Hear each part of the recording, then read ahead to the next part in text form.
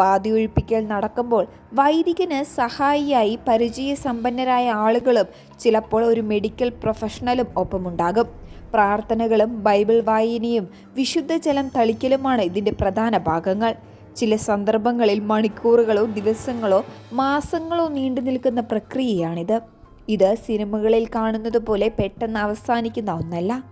ഈ മേഖലയിൽ ഏറ്റവും പ്രശസ്തനായ വ്യക്തിയായിരുന്നു അന്തരിച്ച ഫാദർ ഗബ്രിയേൽ അമോർത്ത്. വത്തിക്കാൻ്റെ ചീഫ് എക്സോർസിസ്റ്റ് ആയിരുന്നു അദ്ദേഹം. ആയിരക്കണക്കിന് ബാധയൊഴിപ്പിക്കൽ ചടങ്ങുകൾക്ക് നേതൃത്വം നൽകിയിട്ടുമുണ്ട്. അദ്ദേഹം തൻ്റെ പുസ്തകങ്ങളിൽ വിവരിക്കുന്ന അനുഭവങ്ങൾ ഇന്നും പലരെയും അത്ഭുതപ്പെടുത്തുന്നതാണ്. ഒരു വ്യക്തിയുടെ ഉള്ളിൽ നിന്നും ആണി, ഇരുമ്പ് കഷ്ണങ്ങൾ എന്നിവ പുറത്തു വരുന്നതും വായുവിൽ ഉയർന്നു പൊങ്ങുന്നതുമെല്ലാം അദ്ദേഹം ദൃക്സാക്ഷിയായി വിവരിക്കുന്നുണ്ട്. എന്നാൽ ഇത്തരം അത്ഭുതങ്ങളെക്കാൾ ഉപരിയായി ഒരു മനുഷ്യനെ ആത്മീയമായ തടവറയിൽ നിന്നും മോചിപ്പിക്കുക എന്നതാണ് അദ്ദേഹം മുൻഗണന നൽകിയിരിക്കുന്നത്.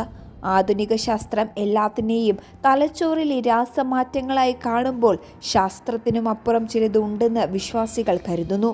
എക്സോർസിസം എന്നത് വെറുമൊരു ഹൊറർ കഥയല്ല, മറിച്ച് മനുഷ്യൻ്റെ ആത്മീയ പോരാട്ടങ്ങളുടെ നേർചിത്രമാണ്.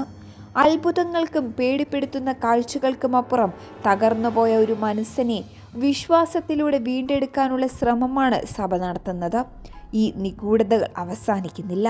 ശാസ്ത്രവും വിശ്വാസവും തമ്മിലുള്ള ഈ സംവാദം ഇന്നും തുടർന്നുകൊണ്ടേയിരിക്കുന്നു.